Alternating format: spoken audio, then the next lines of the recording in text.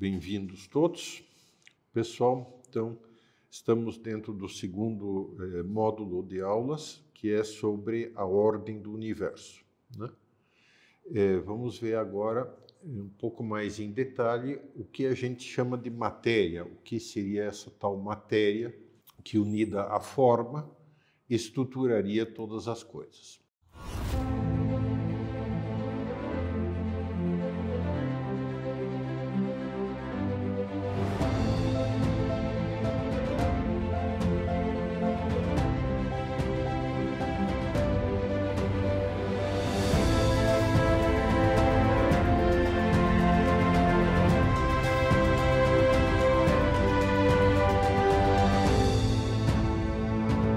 Começar com um vídeo, porque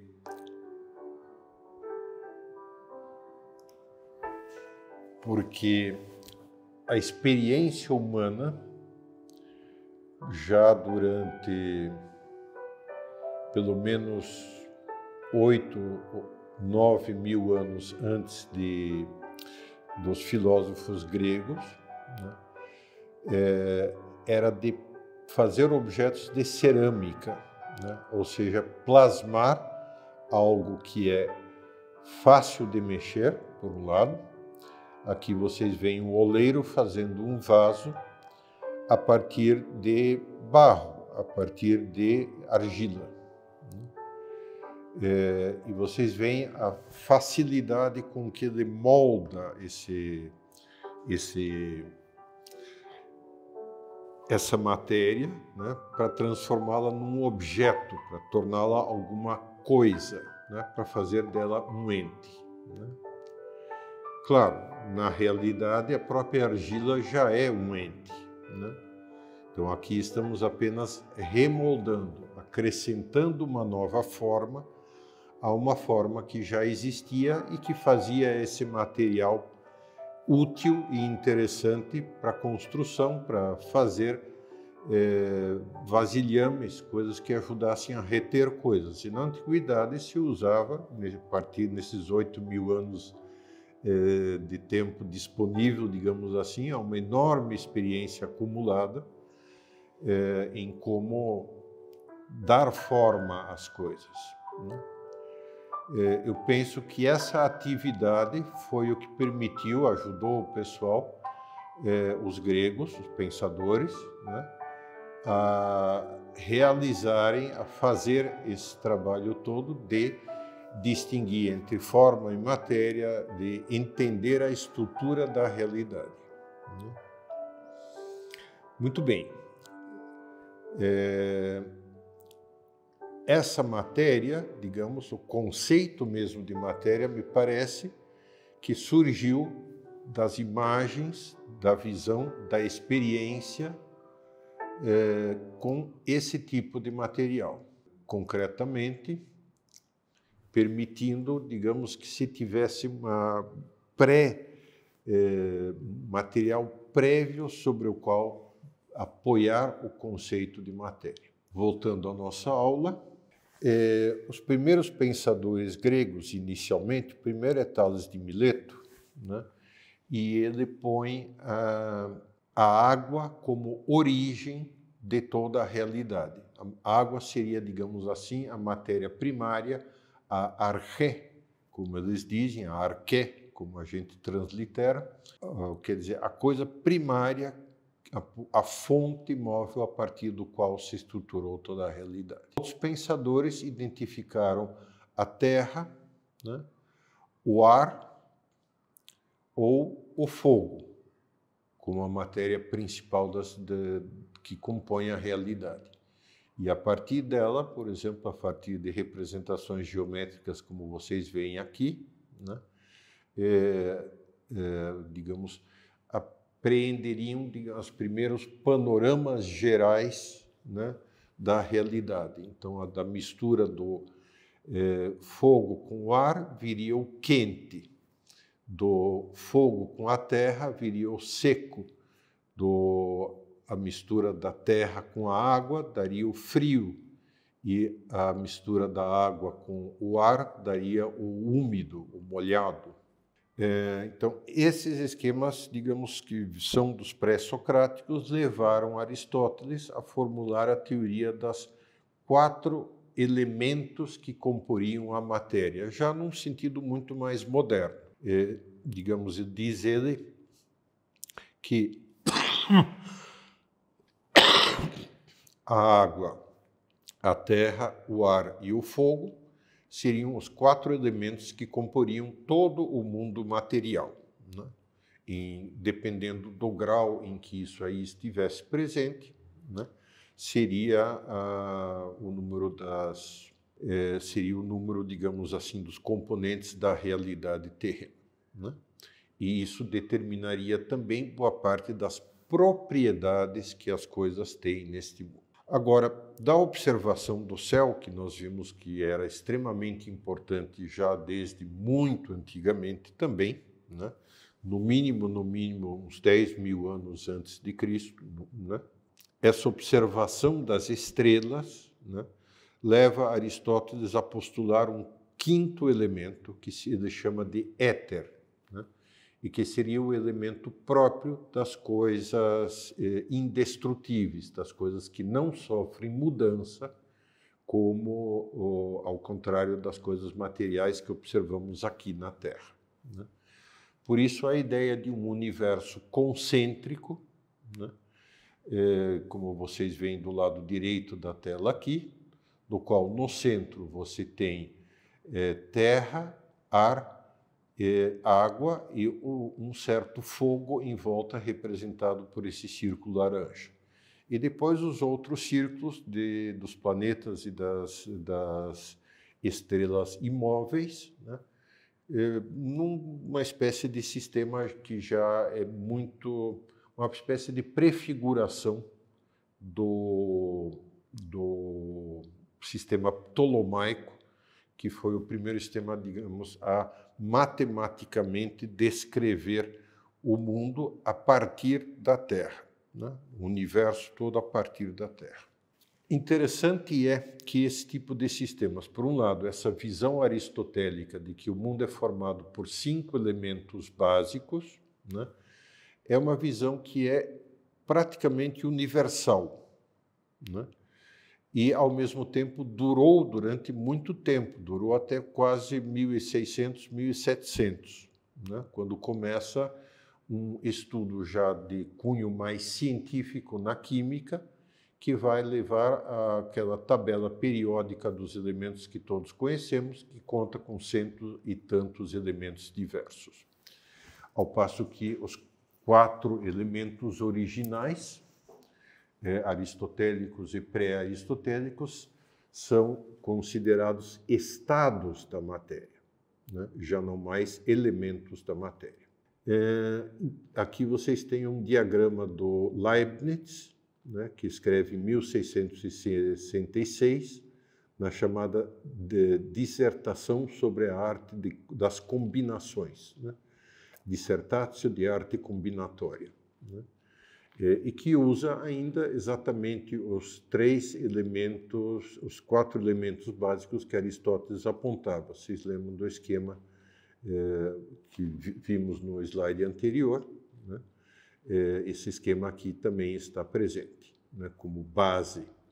Ele trabalha com uma coisa de proximidades, semelhanças e oposições. Na China, a gente também ouve falar nesses mesmos 4 elementos nos textos antigos, né? Os mesmos 4 elementos ou 5 elementos aristotélicos.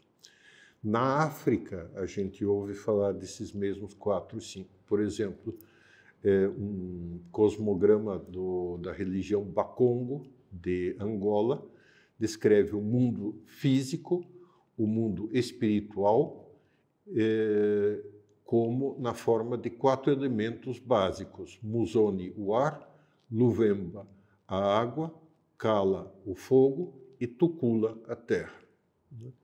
E isso é associado a estados da vida humana, ao ciclo do Sol, ao ciclo do ano e assim por diante, né? O ciclo da vida humana e assim por diante.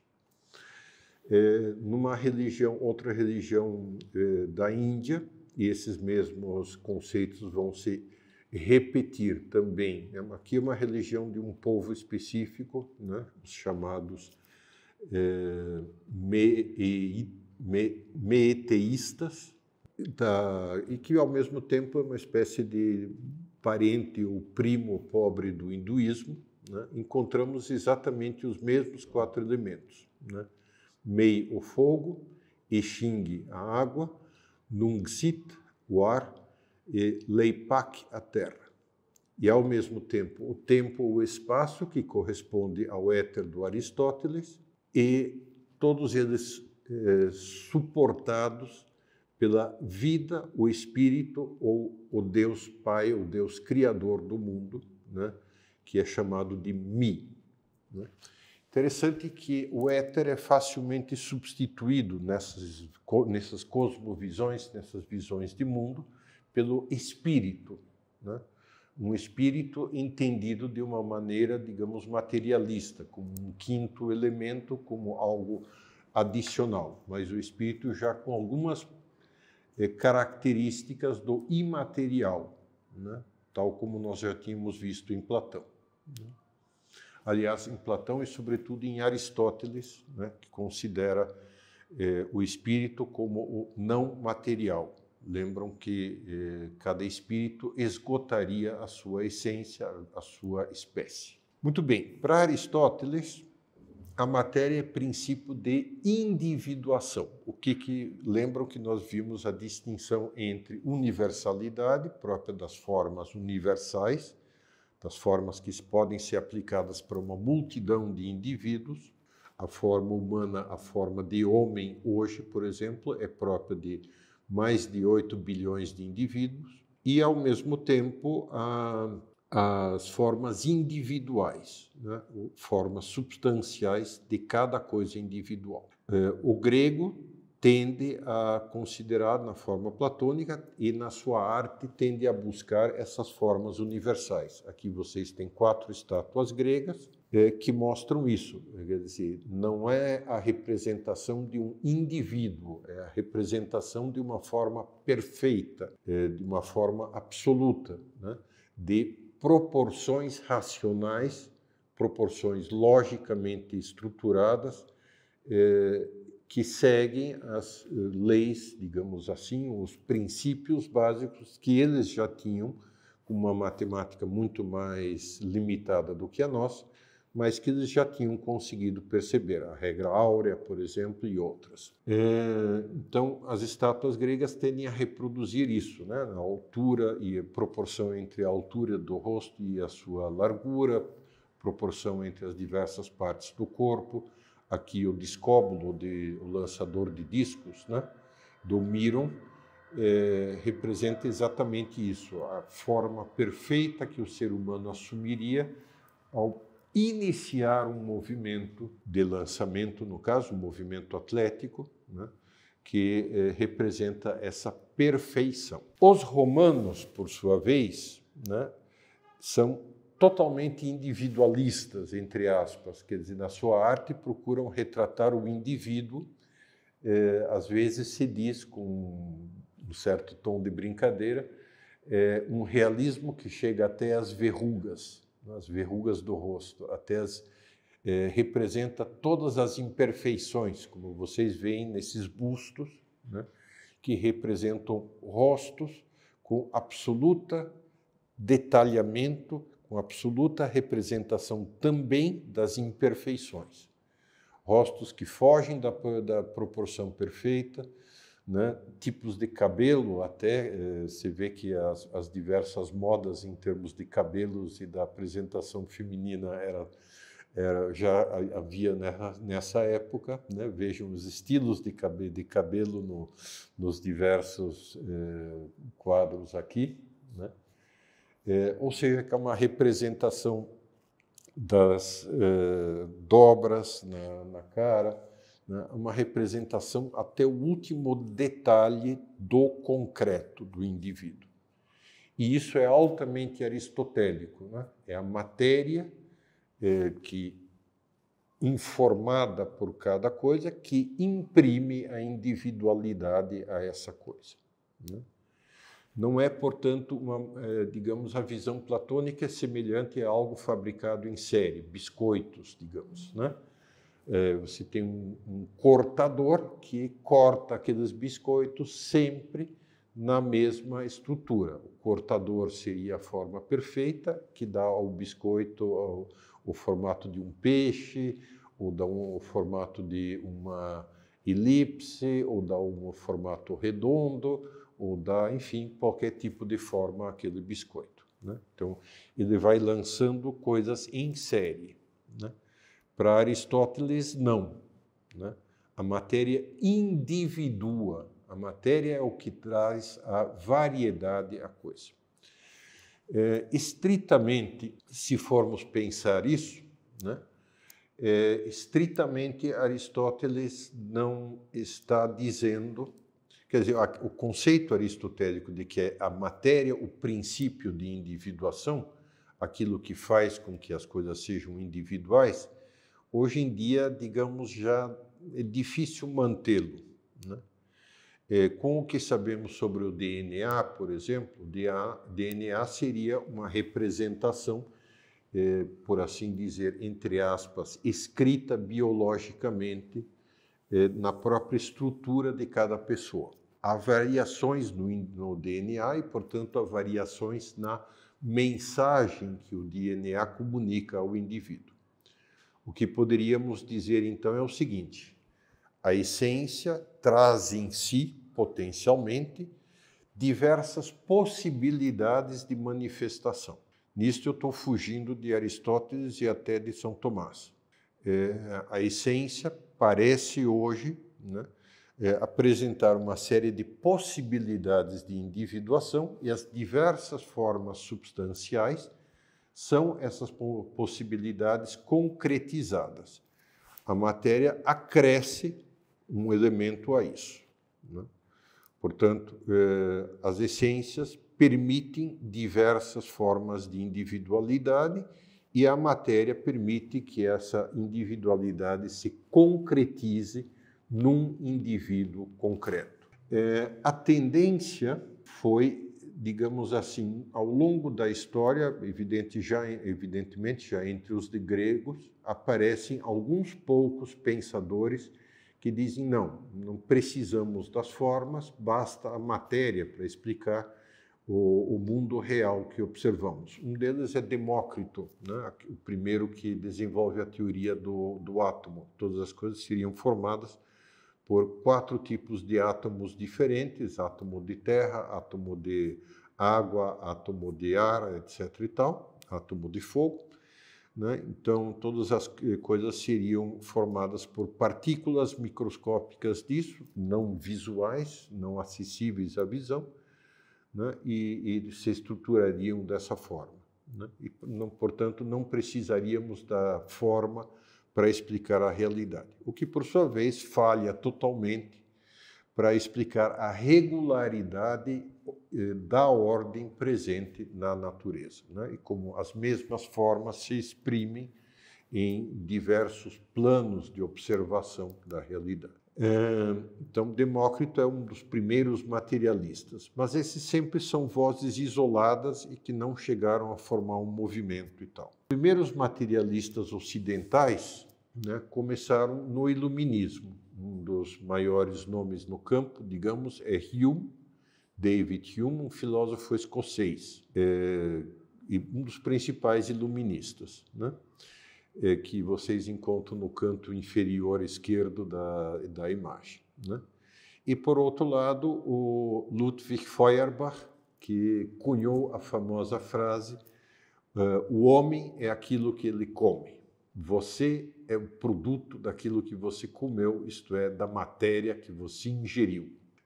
Apresento em cima, como uma espécie de concretização dessa teoria, um pintor renascentista, Giuseppe Arcimboldo, e que representava figuras. Era um pintor da corte do imperador romano germânico, que na época já estava lá sediado em Viena só, tinham perdido toda a Alemanha do Norte para os protestantes, né? E os soberanos protestantes separavam do Império Romano-Germânico, e ele representava vários personagens da corte através das coisas de elementos comestíveis. Então, aqui vocês têm, no caso, no canto esquerdo, a terra, e a imagem da terra é composta por... O rosto da terra é composto por um elefante, por uma cauda, ou seja, por diversos animais terrestres. A água, que é composta por diversos animais aquáticos, né? Tem uma raia na boa parte do rosto, tem lagostas, caranguejos, tem corais que fazem o cabelo e assim por diante. O ar, que é composto por animais que voam, isto é, animais do ar, né? Pássaros diversos, vários tipos de pássaros formam o cabelo, ganso forma a orelha, um pavão forma o corpo, etc. Depois, na versão impressa, vou acrescentar cada uma dessas imagens em um formato maior e vocês poderão se divertir identificando os diversos elementos. E o fogo aparece com o cabelo formado por uma fogueira, né? Uma pedra, né? Para tirar, digamos assim, as fagulhas necessárias para acender um fogo, como se fazia ainda naquela época, as peças de metal para fazer isso, né? Velas que compõem o pescoço e armas de fogo que compõem o tronco. Então, vocês têm a boca de um canhão, vocês têm uma pistola e outros elementos que compõem o corpo do indivíduo. Isso é mais ou menos a visão materialista do Feuerbach, né? Você é aquilo que come, você é composto pura e simplesmente por elementos. Claro que o Archimboldo faz isso de uma maneira bem humorada e divertida, e talvez com alguma visão de mundo esotérica neoplatônica de fundo. Mas, beleza. E as diversas visões materialistas, vocês reparam, no momento em que você elimina o intelecto da jogada, né? Elimina o conceito, o pensamento das coisas, você também elimina a essência das coisas. E, portanto, você já não tem mais ordem nem hierarquia no universo. E você reduz o ser humano pura e simplesmente a um bloco de matéria. Não há grande diferença entre um ser humano, um rato e um bloco de argila. Fundamentalmente, são todos iguais. Todas as necessidades humanas se reduzem, não existe mais desejo de felicidade, ou a felicidade é identificada com o prazer imediato que dá, por exemplo, os atos que satisfazem necessidades materiais, né? Comer, reproduzir-se, ter segurança, descansar, enfim, os prazeres mais básicos da vida, né? E, naturalmente, esse tipo de modo de pensar, essa visão de mundo, um mundo composto pura e simplesmente por matéria, em que a ordem é apenas um subproduto aparente, né, da matéria, portanto, traz consigo uma espécie de veneração da matéria. Uma autêntica materialismo é uma ideologia que, como todas as ideologias, é uma pseudo-religião. Ou seja, a matéria seria, na visão de muitos cientistas materialistas modernos, né, a matéria seria pura e simplesmente capaz de auto-organizar-se. A matéria seria capaz, portanto, de autocriar-se. A matéria teria atributos divinos, né? Não um bloco de matéria individual, uma estrela, um planeta, um bloco de argila, né? Esses individualmente não teriam essa capacidade, mas milagrosamente o universo comum todo, o universo material, composto apenas por matéria, conseguiria autoestruturar-se a si próprio, né? A ordem do mundo, até hoje, é a primeira coisa que, digamos, dá dúvidas a um materialista honesto. E, ao mesmo tempo, quer dizer, matéria é algo que nós temos uma incapacidade total de compreender. Basta ver que as teorias físicas, até hoje, não conseguiram chegar a uma definição satisfatória de matéria, né? Quer dizer, primeiro pensou-se que não, os átomos resolvem a questão de o que a matéria é, né? As matérias são partículas que se organizam de uma determinada forma. Mas essas partículas, né, se organizam de uma determinada forma por uma razão, né, que está por trás e que nos escapa. Hoje se pensa que há uma identidade entre matéria e energia. Uma energia é outra coisa que não tem uma explicação e que o universo estaria, digamos assim, estruturado como uma imensa rede de energia que se, digamos por assim dizer, quase se poderia dizer, se condensa ou se congela em blocos ou em pedacinhos de matéria, né? Então, aqui a rede relativística formada por energia e as diversas manifestações dessa energia, as forças básicas que estruturariam o universo, né? Depois, quer dizer, a tendência, e isso cada vez se complica mais, porque agora aparece o plasma, aqui um jato de plasma que nasce do centro de uma galáxia. A galáxia é esse ponto luminoso que vocês veem, né? Enfim, aparece plasma, depois os próprios átomos são divididos em subpartículas, né? Quarks. Depois aparece a teoria das cordas, as diversas quarks ou as diversas partículas básicas seriam, no fundo, uma determinada corda, entre aspas, né, que vibraria numa direção ou em outra direção, em outra direção. Então, essa vibração é que seria a matéria propriamente dita. Depois aparece, para complicar mais o quadro, uma tal de matéria obscura que não se pode observar e que não se pode perceber, uma tal de energia obscura que nenhum instrumento é capaz de detectar, etc, etc, etc. Ou seja, não vale a pena fazer aqui uma espécie de resumo das diversas teorias físicas, né? Até porque é um campo que está em permanente mutação e permanente renovação e, enfim, a conclusão que tiramos disso é: a ciência não consegue definir a matéria.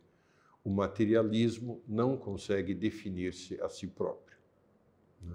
O materialismo não consegue sequer definir a coisa mais básica, o ponto central em que ele crê, que seria a matéria, né?